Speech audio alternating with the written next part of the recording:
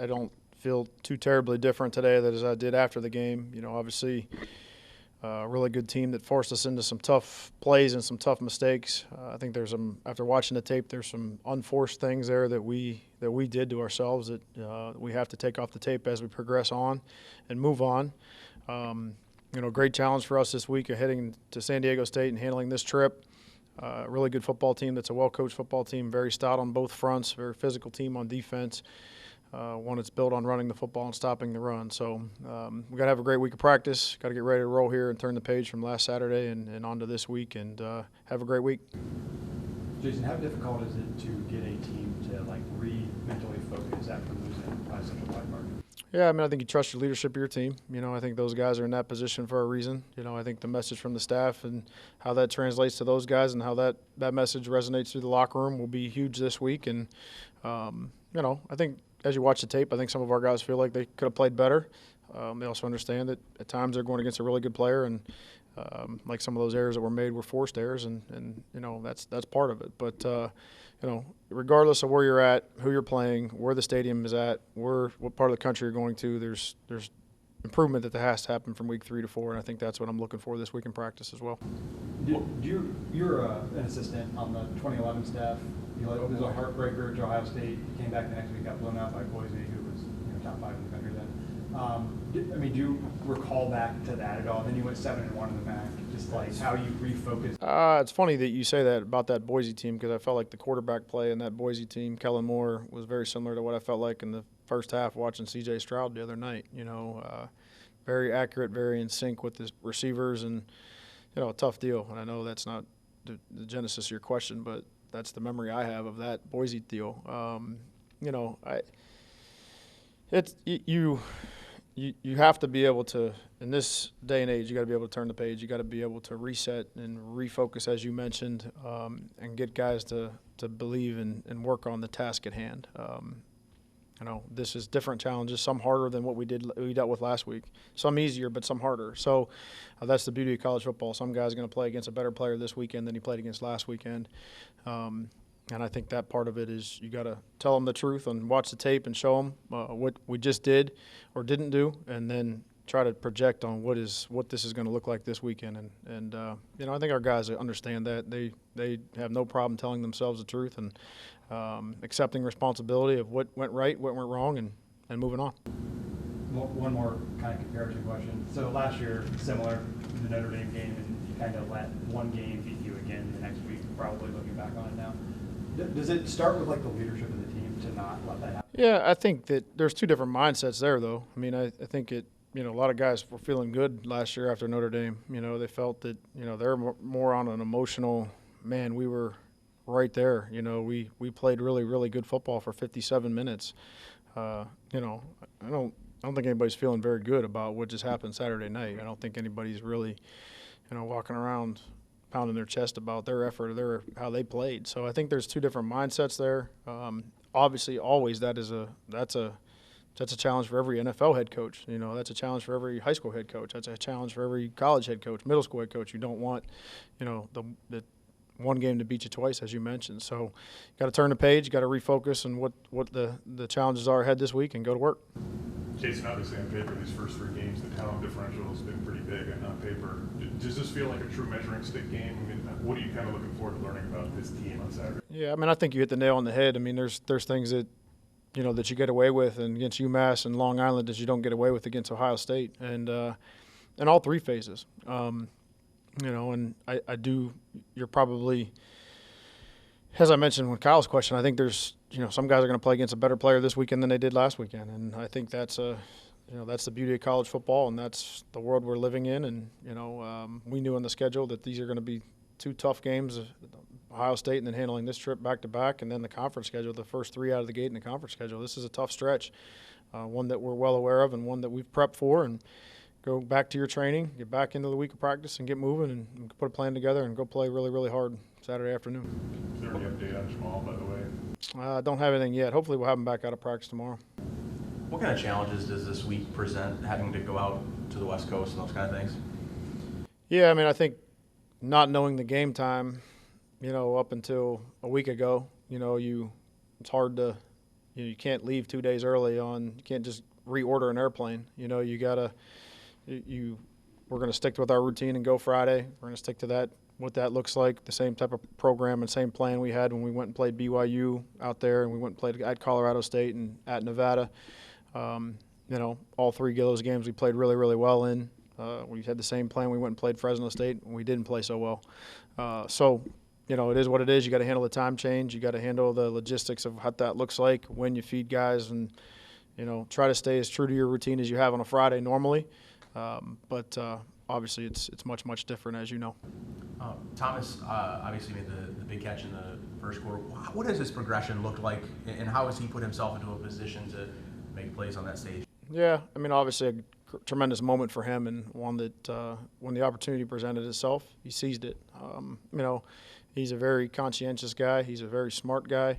He's a guy that I think takes his work very serious. It's important to him to be successful.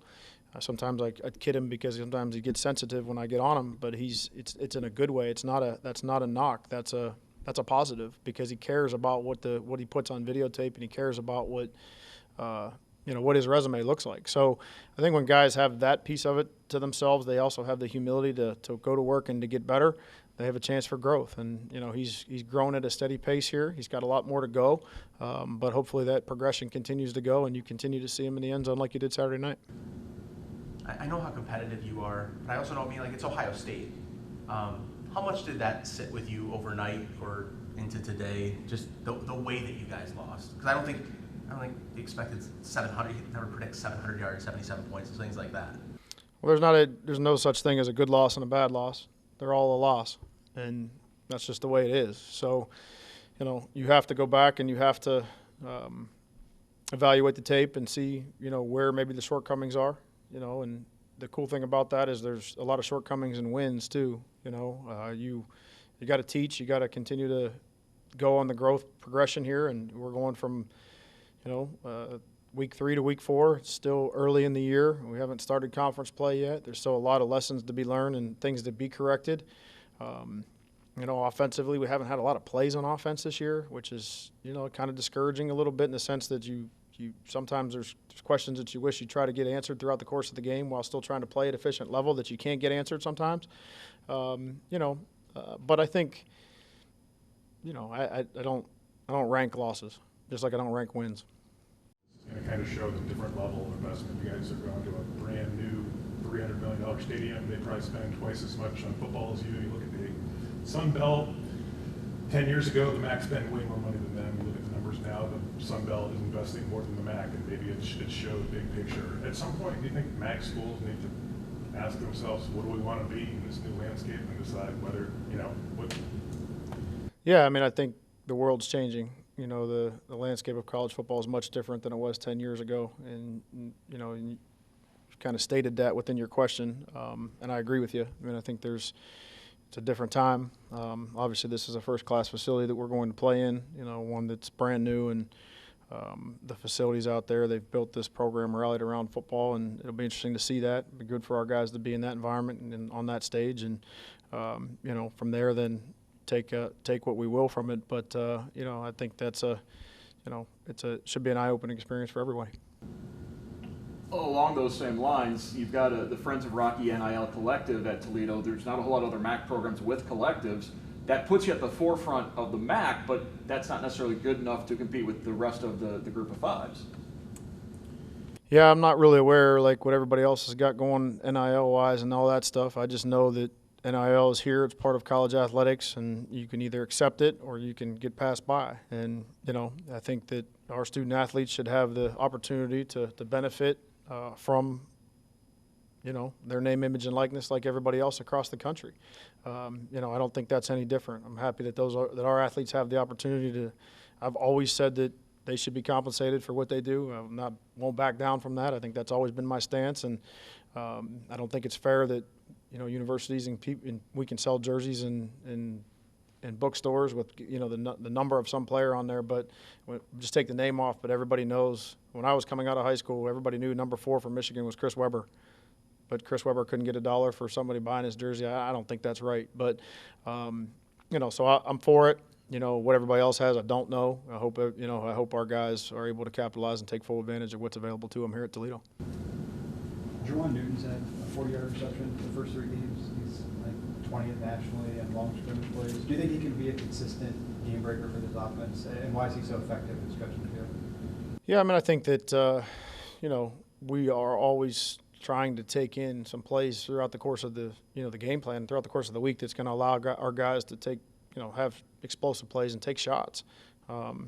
He's got a great rapport with the quarterback. They have a great relationship, and they're in sync. And that kind of showed up on tape. It showed up on tape the first few weeks here. It's been, it's like I said, it's been tough to kind of get into a rhythm with a lack of number of plays we've had overall through 3 games. But those guys have been in sync from the start of it, and hopefully that continues.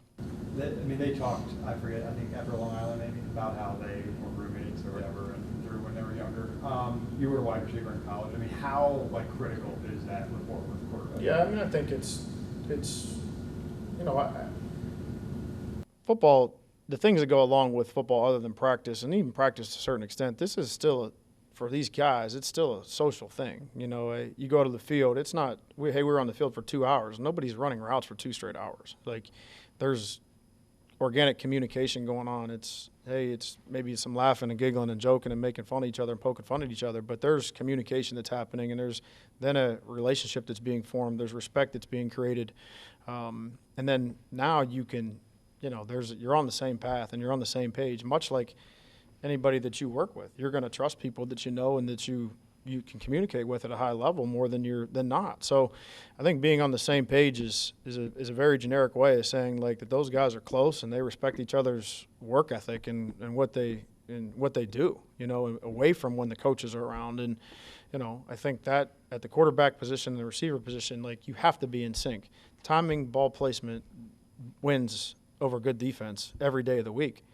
I mean, Quinyon Mitchell's 6 inches from Marvin Harrison's hands in the game, but it's a touchdown because the ball is right there where it's supposed to be on time. It's not bad coverage. It's not.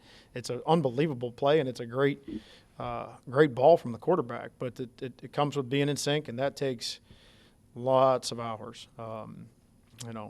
You install runs, you install passes, but the passes, it takes a lot of time to get on the same page in the passing game. I think when we watched DQ the other night, everybody thought he was really good, and after the game, everybody was talking about that. When you watched the tape, what did you think of his performance down there? Yeah, I mean, obviously some very high-level, highlight-type plays. I said this after the game. He's kind of got a get-out-of-jail-free card a little bit with his ability to run. And sometimes when the protection breaks down, or even when the protection doesn't break down, the second level of the defense isn't true to their particular zone. They're just dropping back maybe to take to where the sticks are, and there's that wide separation between linebacker depth and the line of scrimmage. He's able to get 6 or 7 yards really quick, and if he's able to make one guy miss, that turns into 18 or 20. You make a couple guys miss, that turns into a 40 or 50-yard touchdown. So, the area of the field that maybe is reserved for screen passes and things like that, and a lot of offenses that have stationary quarterbacks, when you have a running quarterback, that part of the field is a threat by that guy's legs. So to be able to make those type of plays, I see that often. To be able to walk off the field after he throws an interception, know exactly what the coverage was, why he made the mistake, and how he made the mistake. Last year that same type of play would have been, I saw a butterfly fly in the stadium type of thing. So I think there's lots of growth there, and that's what you should start to see when you go from start 1, start 2 to start 10, 11 into that progression. So really encouraging that way. And I think once you get comfortable and you start to decompress a little bit and everything around you slows down, you know when to use your legs. You know when to make those plays, and the right decisions naturally come to you rather than forcing them. And I think that's when you start to see efficient quarterback play. Can you coach the off-script stuff, or is that just stuff that he was just given and he's really talented? Is it a God-given talent, or can you coach the off-script stuff? Well, us in the 5'9" world, we never really had off-scripted plays that look like that. So, don't let the athlete be the athlete. Don't try to coach that. He played football one way his entire life.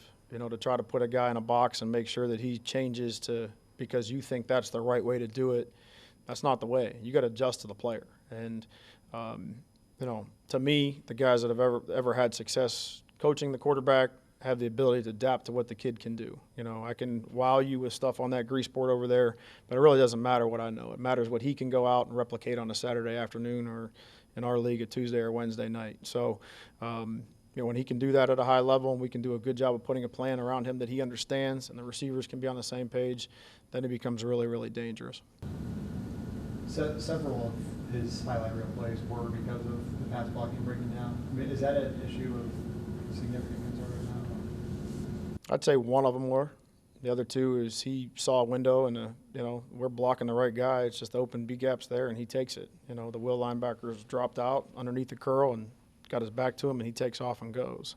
You know, I think there's how you put a plan together and how you use them. You know, if you got a stationary quarterback that can't move his legs, sprint protections off the map, rollout protections off the map. There's lots of different ways that we can change the launch point for the quarterback rather than just sitting there in a stationary target at 8.5 yards depth behind the tackles. We have to find a happy medium in that, find some clarification on, provide some clarification for the tackles and the guards on where exactly he's going to be, and that's going to take time and reps, and that's going to be, you know, when there's one pass protection at all times and you know where the quarterback it is, it's much easier for the tackles.